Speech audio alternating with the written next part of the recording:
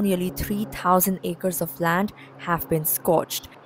In light of the growing crisis, Israel has cancelled its scheduled Independence Day events, including the main state ceremony in Jerusalem. The event was recorded separately and later broadcast to the people. Prime Minister Benjamin Netanyahu has issued a strong warning. In a video message, he said that the western winds could easily push the fire toward the outskirts of Jerusalem or even into the city itself. With the situation worsening, Israel has formally appealed for international assistance. Ukraine has responded by sending a firefighting aircraft. Spain, France, Romania, Croatia, and Italy have also committed to providing planes to support Israel's firefighting efforts. As the fire continues to burn, authorities remain on high alert, racing against time to prevent the flames from reaching urban areas. This is a developing story. Stay tuned for more updates. Firefighting efforts are currently being led by over 160 rescue and fire teams. Dozens of aircraft and helicopters are deployed in the operation, and even the Israeli military has joined the search and rescue mission. But despite the large-scale response, strong winds and extremely dry conditions are making it hard to contain the fire.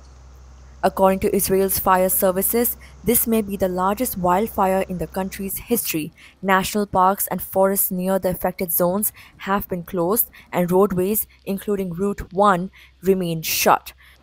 Shmulik Friedman, commander of the Fire and Rescue Services Jerusalem district, said they are still far from gaining control. He warned that the winds are expected to intensify, potentially reaching speeds of up to 100 kilometers per hour, a development that could push the flames further toward Jerusalem. The Israeli Air Force has deployed C-130J Super Hercules aircraft to fight the fires.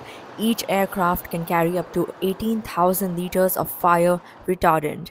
At least 2 planes dropped retardant over the blaze last night. As of now, massive wildfires are raging on the outskirts of Jerusalem in what Israeli officials are calling one of the largest blazes the country has ever faced. In just the last 24 hours, thousands of residents have been evacuated from the affected areas. 13 people have been reported injured so far, but no fatalities have been confirmed yet. The fire broke out on a significant day, Israel's Memorial Day for fallen soldiers, and it has rapidly spread across the hilly terrain outside the capital.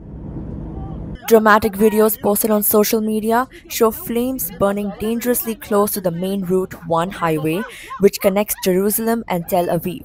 Thick smoke was seen billowing over the hilltops, forcing some people to abandon their vehicles and flee on foot.